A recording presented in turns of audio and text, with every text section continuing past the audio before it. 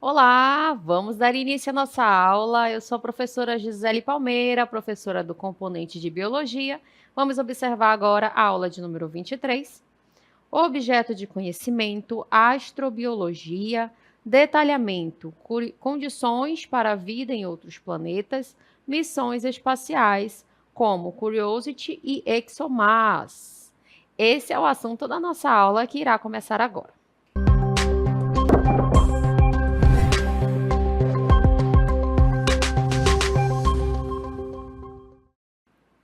Muito bem, né? Então a gente vai observar, né? A gente observa ali o sistema solar, né? A gente inicia observando aí o Sol. E aí nós vamos para a nossa primeira parada, né? Então a primeira parada é aqui o Mercúrio, né? Então a gente traz aqui algumas informações sobre esse planeta, né? Um planeta muito próximo do Sol, extremamente quente durante o dia e muito frio à noite. Né? Então, nesse planeta, a vida humana não seria possível por causa das temperaturas que são extremas, ou muito quente ou muito frio, e também devido à falta da atmosfera adequada, né, nesse planeta. E aí a gente vai seguir viagem. Agora a gente vai observar aqui o próximo planeta, que é Vênus, né? Então seguimos aqui a viagem até Vênus. Um planeta ali que é envolto por nuvens densas e tóxicas. Apesar de ter o tamanho parecido com o da Terra, a sua atmosfera ela provoca o efeito estufa intenso, tornando esse planeta quente demais para a vida humana. E aí, né, vamos para o próximo planeta do Sistema Solar, que é a nossa casa, né? A gente vai chegar aqui, ó, no planeta Terra. E aí a gente já sabe, né, das cores que o planeta Terra apresenta, né? A gente consegue observar essa grande quantidade de azul. E essa grande quantidade de azul acontece porque a Terra possui uma grande quantidade de água líquida. E essa informação é bem interessante porque a água líquida é essencial para a vida, né? Então, além disso, a atmosfera também contém ali oxigênio, né, que protege contra as radiações perigosas que vem ali, né, da energia do Sol, e mantém a temperatura adequada para nós vivermos, né? A gente consegue ali uma temperatura ideal. E a Terra também está na distância ideal do Sol, que é chamada de zona habitável, que nem é quente demais, nem fria demais. Por isso que ela é o único planeta do Sistema Solar conhecido ali, né, que permite a vida humana. E aí a gente continua, né? Vamos observar aí o próximo planeta do sistema, que é Marte. Olha só, né? Então, continuamos nossa viagem, passamos por Marte, que também é conhecido como planeta vermelho. E aí, né, ele já teve água no passado, mas hoje é um planeta frio, seco e com uma atmosfera muito fina, o que dificultaria ali a sobrevivência humana. E aí vamos observar mais adiante, né? A gente observa ali 4 planetas que são conhecidos como planetas gasosos. Olha só. Vamos aí observar esses planetas, que são gigantes gasosos, conhecidos como Júpiter, Saturno, Urano e Netuno, né? Então, eles não possuem solo firme e apresentam temperaturas que também são extremas. Tempestades violentas e atmosferas que são incompatíveis com a vida humana. Né? Então, a gente pode observar aí, né, a relação desses planetas, as suas condições, né? E a gente consegue ali observar por que o nosso planeta ele é tão especial. Né? Ele reúne ali todas as condições necessárias para a vida humana. Tem água líquida, tem atmosfera adequada, a temperatura equilibrada e essa proteção natural. Né? Então, por isso que é importante a gente estudar o sistema solar também, que vai ajudar a entender essa importância de cuidar da Terra, que é o único lugar que nós temos para viver, tá certo? Então, depois dessa viagem aqui, né, a gente conhecendo essas condições dos planetas, vamos observar também quais são os outros desafios relacionados à sobrevivência humana fora da Terra. Olha só, né? Então a gente trouxe aí alguns dos desafios. A primeira, a distância entre os planetas, né? A gente observa aí o sistema solar novamente nessa imagem. Além da distância entre os planetas, a gente já conhece ali as principais características desses planetas também, que torna eles ali inabitáveis, né? Uma outra característica que nós iremos observar são as características humanas, biológicas e sociais que nós temos. E, por fim, o alto custo, né? E aí, para a gente explorar um pouquinho mais sobre esse alto custo, nós vamos falar sobre essa exploração espacial, né? Porque todo o conhecimento que nós temos até hoje, dos planetas, dos satélites, do espaço, foi necessário o quê? Estudo.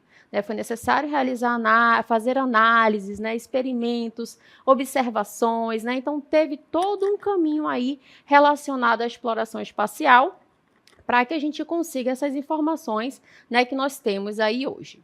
E aí a gente vai observar, né, sobre essa evolução na exploração espacial. Ela evoluiu, né, de sonhos antigos para a realidade com a Guerra Fria, passando para uma fase ali de colaboração e tecnologia reutilizável.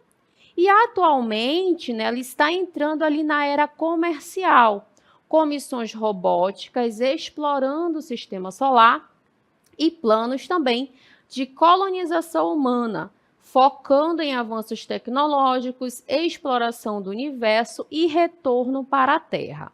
Tá? Então, essa é a importância relacionada a essa evolução da exploração espacial. E aí a gente vai fazer como se fosse uma linha do tempo, né? A gente vai começar ali desde o início dessas observações e explorações do espaço até os dias atuais, que a gente já observa ali que existem diferenças, tá? Então vamos observar ali como foi no início. Olha só, temos aí o início e a corrida espacial entre os anos 50 e 60, né? Então a gente observa ali que tivemos como precursores os foguetes alemães, né, chamado aí de V2, que foram utilizados na Segunda Guerra Mundial. E ele é representado nessa primeira imagem, né, a representação desse foguete alemão utilizado ali na Segunda Guerra Mundial. E em seguida, vocês conseguem observar uma imagem que está. Vocês observam ali uma esfera cinza. Essa esfera foi o primeiro satélite artificial lançado pela União Soviética, chamado de Sputnik, em 1957. Né? Então, essa esfera ali que foi lançada, ela já iniciou ali uma certa competição também pela exploração espacial. Né? Então, ela mandava ali ondas de rádio, que poderia ali ser transmitida para todo mundo. Né? Então, aí começa, né? A gente inicia aí com essa esfera chamada Sputnik, que deu início com a União Soviética. E aí depois vem os Estados Unidos. Né? A gente vai observar aí a criação da NASA pelos Estados Unidos em 1958. Né? Então, ela foi criada ali para diversos fins, né? Para exploração, para estudos, né? Para ter esse conhecimento aí do espaço, dos planetas, e desenvolver essa pesquisa espacial civil. Né? Então, a gente observa também uma outra informação ainda nesse início, né? Entre os anos 50 e 60, que a União Soviética, em 1961, né, a gente observa a importância do primeiro humano no espaço, chamado de Yuri Gagarin. Né? Então, a gente tem a imagem aí do Yuri Gagarin, que em 12 de abril de 1961, ele tornou-se o primeiro ser humano a orbitar a Terra a bordo de uma espaçonave, a Vostok 1. E aí, durante 108 minutos, a nave espacial que levava Gagarin, né, circulou ali na Terra a uma velocidade de 27.400 km por hora e atingiu uma altitude máxima de 327 quilômetros. Né? Então, ele não tinha controle sobre a sua nave espacial, tá? A reentrada ali dessa espaçonave na Terra, ela era controlada por um programa de computador que enviava comandos de rádio para a cápsula espacial. Tá? Então, embora os controles estivessem ali trancados, uma chave havia sido colocada em um envelope selado caso ocorresse uma emergência. e aí fosse necessário que esse piloto russo assumisse o controle. No entanto, ocorreu tudo bem, né, tudo como planejado, e o cosmonauta foi ejetado para a reentrada na atmosfera da Terra e aterrissou no solo usando um paraquedas, né? Então deu tudo certo aí nessa missão do primeiro homem no espaço. E a gente observa essa imagem, né, que representa aí, na verdade, a imagem que é o Yuri. E aí a gente observa em seguida, né, que teve também uma outra missão, bem conhecida inclusive por nós, né, que é a Apollo 11, que já foi através dos Estados Unidos, né, em 1969. E aí nessa missão da Apollo 11, o primeiro homem pisou na Lua, né, que é o Neil Armstrong. E aí a gente vai observar essas imagens, né, já bem conhecidas ali do homem chegando e pisando na Lua, né, os astronautas que estiveram ali, né, nesse momento. Então, a humanidade ela chegou à Lua pela primeira vez na história, graças a essa missão, né, a missão Apollo 11, que contou com centenas de pessoas envolvidas, além dos astronautas, né, Buzz Aldrin, Michael Collins e Neil Armstrong. E aí o evento foi resultado dos esforços dos Estados Unidos, né, para ganhar vantagem na corrida espacial contra a Rússia durante a Guerra Fria. Então, a nave espacial ela foi lançada em 16 de julho de 69, no Centro Espacial Kennedy, na Flórida, e chegou na Lua dentro de 4 dias, percorrendo ali uma distância de 384 mil quilômetros. Tá? Então, no momento que ele pôs ali o pé no solo lunar, né, a gente consegue ali, né, a gente tenta observar essas imagens aí, ele pronunciou uma frase que ficou marcada na história da humanidade, que é um pequeno passo para o homem e um salto gigante para a humanidade. Né? Então, depois de 20 minutos andando e pulando na superfície da Lua, né? Como a gente observa aí, ó, seu colega Aldrin também caminhou sobre o satélite, e eles ficaram ali por cerca de 2 horas e meia, tirando fotos e coletando rochas. Além disso, né, uma bandeira dos Estados Unidos foi fincada no local. Tá? Então, essa transmissão ela foi feita ao vivo para milhares de pessoas em todo o mundo, e a gente trouxe esses registros que já são bem conhecidos, né? Relacionados aí ao primeiro homem que pisou na Lua, né, através do lançamento da Apollo 11 pelos Estados Unidos. E aí a gente já sai desse início, né, dessa disputa aí pela exploração espacial, e agora a gente vai chegar num novo ponto, que é a colaboração e reutilização, que aconteceu ali nos anos 70 e 90. E aí a gente inicia observando as primeiras estações espaciais. A estação da União Soviética, chamada de Salyut, e a estação dos Estados Unidos, chamada de Skylab. Né? Então, essa imagem, ela representa para a gente a Skylab. Tá? Essa primeira imagem que vocês conseguem observar. Além disso, né, além das estações espaciais, que são importantíssimas para diversos estudos que acontecem também, além da coleta, né, de todas essas informações, tem também as sondas, né, as sondas que pousaram em planetas como Vênus e Marte. E aí existem várias versões das sondas, tá? A gente observa aí no caso da União Soviética, que lançou sondas Venera. E essa sonda, ela envia, qual a importância dela? Né? Enviar dados e imagens. Tá? Então, além dessas que são tripuladas, tem aquelas que não são tripuladas. São lançadas ali em planetas, são lançadas no espaço para trazer o quê? Informações.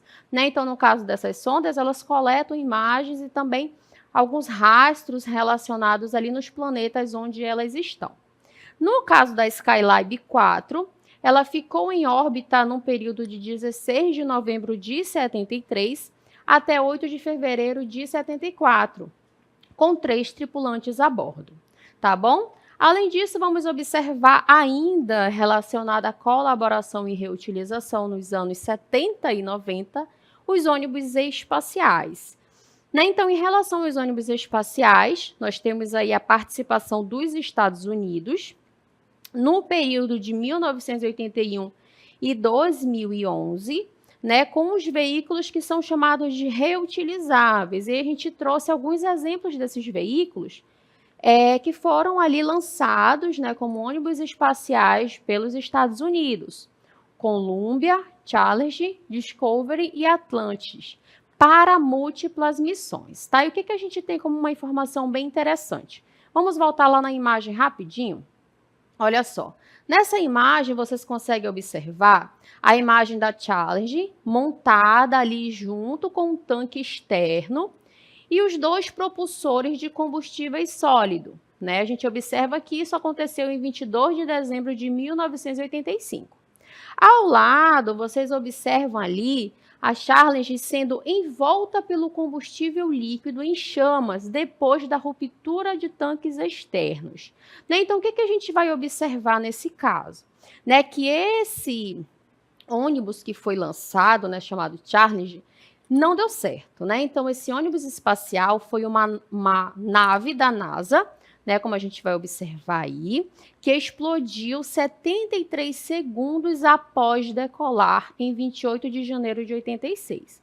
E aí, né, tinham tripulantes nessa nave, né? Então, os 7 tripulantes, eles morreram ali, marcando essa primeira tragédia com o ônibus espacial tripulado dos Estados Unidos. Tá? Então, a causa foi uma falha nas juntas ali do sistema, devido ao frio extremo que acontecia naquela manhã, onde ele foi lançado.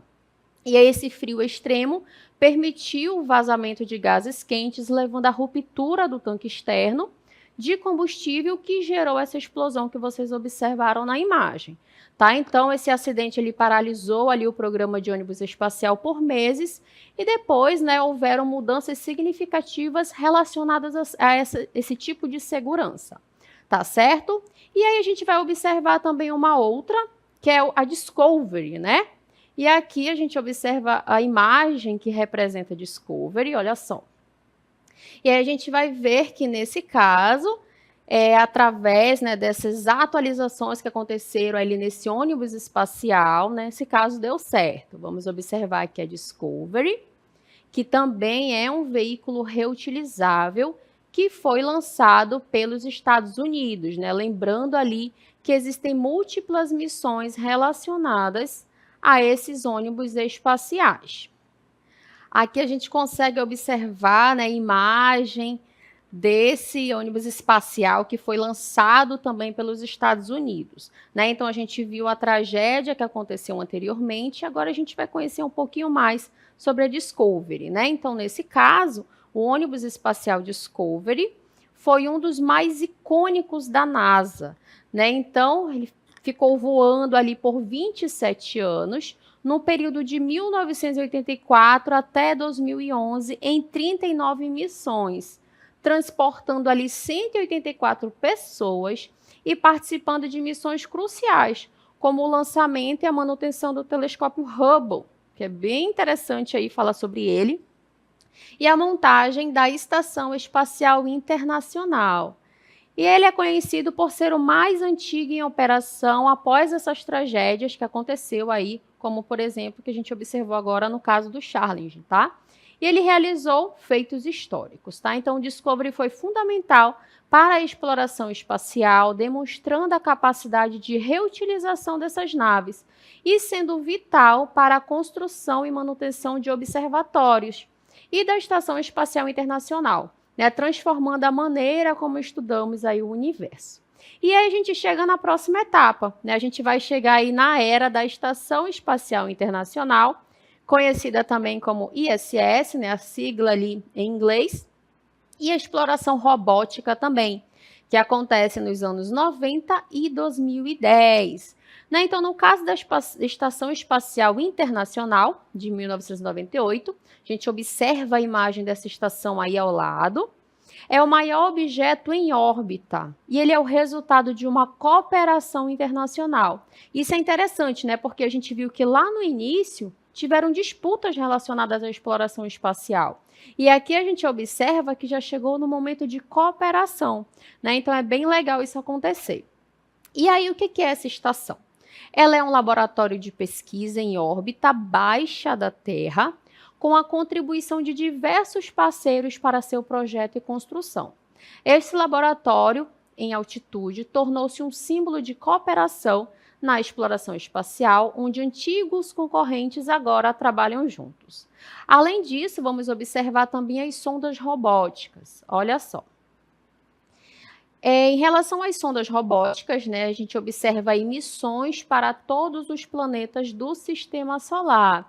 E aí a gente trouxe diferentes tipos de sondas, como no caso da Voyager, Galileu, Cassini e New Horizons. E a gente vai falar um pouquinho sobre cada uma delas e onde elas foram parar no Sistema Solar. Vamos iniciar observando a sonda Voyager 1 e 2, que elas foram lançadas em 1977.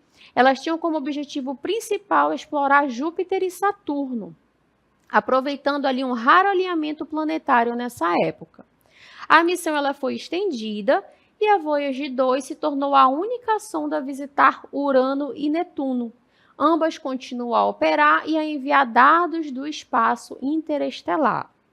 A outra sonda que iremos observar, a Galileu, essa sonda orbitadora, foi projetada especificamente para estudar o sistema joviano, ou seja, Júpiter e suas luas durante 2 anos.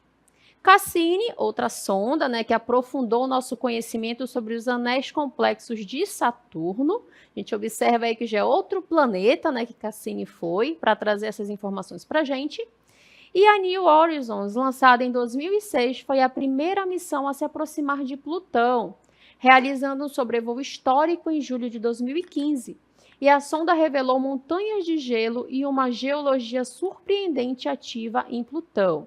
Né? Então, olha só, a gente consegue identificar a importância dessas sondas ali que foram lançadas em diferentes planetas para a gente ter o conhecimento, né, do que tem no planeta, como é que são, através dessas informações que são encaminhadas. E aí nós chegamos na nova era, que é chamada era comercial, e a lei, né? Porque ela iniciou nos anos 2010 e está até os dias atuais. E aí o que a gente observa na nova era, né? Empresas privadas, como a SpaceX, com a reutilização de foguetes. E aí a gente traz um fato curioso, né? Relacionado a Blue Origin. E também está relacionado com o processo da democratização do turismo espacial. Por quê, né? A democratização do turismo espacial. Porque a gente teve ali um marco histórico, inclusive, né, para a representatividade feminina na exploração espacial, reforçando o papel das mulheres na área. E como isso aconteceu? Né? A gente observa aí ao lado, né, a imagem da Blue Origin, e aí, né, teve uma tripulação para representar essa força feminina na exploração espacial, né? A Katy Perry, uma cantora ali americana, ela viajou ao espaço a bordo do foguete New Shepard da Blue Origin, que é esse que a gente consegue observar a sua representação aí ao lado, né? A cápsula dessa tripulação. E essa missão foi histórica, né? E ela aconteceu em 14 de abril de 2025. Foi uma missão recente, sendo aí a primeira tripulação exclusivamente feminina em um voo suborbital, com a cantora e outras 5 mulheres ultrapassando a linha que é chamada de Karman, em uma viagem de cerca de 11 minutos, que marcou aí o avanço da democratização no turismo espacial. Né? Então a gente já observa essas diferenças aí na nova era. Além disso, né, a gente vai observar outras explorações acontecendo na nova era. Né? A gente vai observar aí o foco na exploração de Marte, com rovers, e na Lua com Artemis. Né, que foi, além desse desenvolvimento de turismo espacial que nós observamos anteriormente, e a busca por vida extraterrestre. Né? Então, a gente vai falar um pouquinho mais sobre a exploração de Marte e da Lua. No caso da exploração de Marte, por rovers, é uma missão contínua de veículos robóticos. E aí existem diferentes veículos lá em Marte, como Spirit, Opportunity, Curiosity e Perseverance, que analisam o solo, as rochas e a atmosfera para buscar sinais de vidas passadas, entender a geologia desse planeta e preparar o caminho para futuras missões humanas. Né? Então a gente vai para Marte agora, né? Vamos viajar novamente. A gente chegou aqui em Marte e junto comigo, o que eu encontro? os dois famosos que estão em Marte, né? Na verdade, o Curiosity, que a gente observa aqui ao lado, que ele foi o maior e mais capaz rover já enviado a Marte, quando ele foi lançado em 2011. Né? Então, o Curiosity, ele tinha como objetivo responder a seguinte pergunta: Marte já teve as condições ambientais adequadas para sustentar pequenas formas de vida chamadas de micróbios? Né? Então, logo no início de sua missão, as ferramentas científicas do Curiosity encontraram evidências químicas e minerais de ambientes habitáveis no passado de Marte. Ele continuou a explorar o registro rochoso de uma época em Marte que poderia ter abrigado essa vida microbiana. E aqui ao outro lado, né, a gente observa o ExoMars, aqui, ó. E aí, né, o programa ExoMars também está relacionado com Marte. Ele é da Agência Espacial Europeia e ele visa buscar pistas sobre a existência de vida em Marte durante algum momento da história do planeta. Né? Então, a agência criou tecnologias para investigar o ambiente de Marte, e essas tecnologias também são uma amostra dos desafios e das novas ideias para a exploração espacial da próxima década, né? Então, a missão de 2016 tem uma tecnologia chamada de rastreamento de gás em órbita, chamada TGO. E esse TGO, ele transporta instrumentos científicos para detectar e estudar esses gases atmosféricos como o metano. Tá certo? Então, a gente pode observar aqui, né, a importância para a gente ter esse conhecimento relacionado a Marte. E aí, né, a gente vai observar também um site, né, o site da NASA, que ele traz para a gente essas informações, né? Então, se você tem essa curiosidade para ter mais conhecimento em relação a essas sondas, né, Curiosity aqui, por exemplo, que a gente observa, o que ele encontrou, né, como foi essa missão, conhecer mais aqui, ó, sobre a sua estrutura. A gente trouxe aqui para vocês, né, que a NASA ela dispõe todas essas informações, tá? Então, é uma informação que está aí, caso você tenha curiosidade e queira ter esse acesso, né? A gente tem aqui a representação, ó, do Curiosity em Marte. A gente consegue observar o local de pouso, né, a cratera Gali, e todas as informações que ele traz aí de acordo com os seus dispositivos, né? Ele tem câmera, tem laser, tem vários ali dispositivos importantíssimos para que a gente tenha essa informação. Muito bem, né? Vimos aí sobre Marte e agora a gente vai observar sobre a Lua, né? Quais são as missões relacionadas à Lua? E a gente vai observar que tem Artemis 1 e 2. Vamos iniciar aí com Artemis 1, que no dia 16 de novembro de 2022, a espaçonave Orion da NASA foi lançada a bordo do foguete do histórico Centro Espacial de Kennedy da NASA na Flórida, rumo à Lua, dando início oficialmente à missão Artemis 1. Ressaltando que é uma missão ali, né, não tripulada, tá? E aí a Artemis 1, ela estabeleceu novos recordes de desempenho, superou as expectativas de eficiência e definiu novos padrões de segurança para humanos no espaço profundo. Então, após o sucesso de Artemis 1, né, que fez toda essa verificação aí, né, do espaço, seres humanos orbitarão a Lua na missão Artemis 2, né? Então, a missão Artemis ela está relacionada com essa exploração no satélite mais próximo que nós temos da Terra, que é o quê? A Lua, né? Então, a 1 já fez ali esse papel e agora a 2 ela vem com tripulantes. Olha só. Ela será o primeiro teste de voo tripulado da NASA com o foguete Space Launch System e a espaçonave Orion ao redor da Lua, para verificar as capacidades atuais dos humanos na exploração do espaço profundo e abrir o caminho para a exploração e a ciência a longo prazo na superfície lunar. E essa informação também sobre essas missões na Lua, a gente encontra no site da NASA.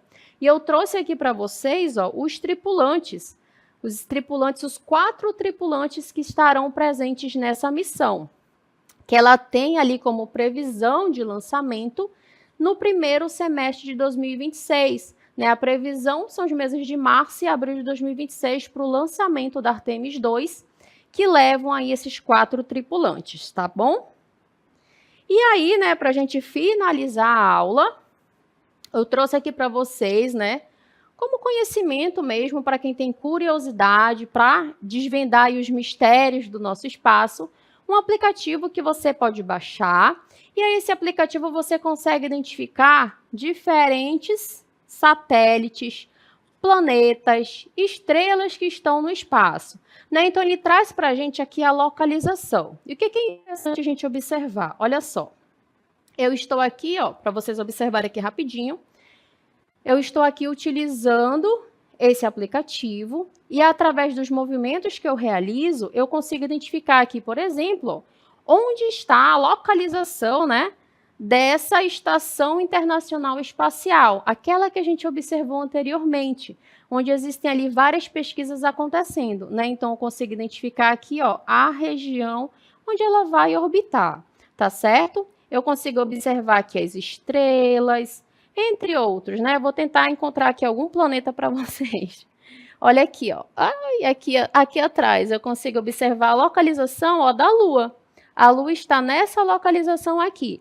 E as constelações, olha aqui, ó, tem uma constelação de Escorpião, né, bem próxima à Lua.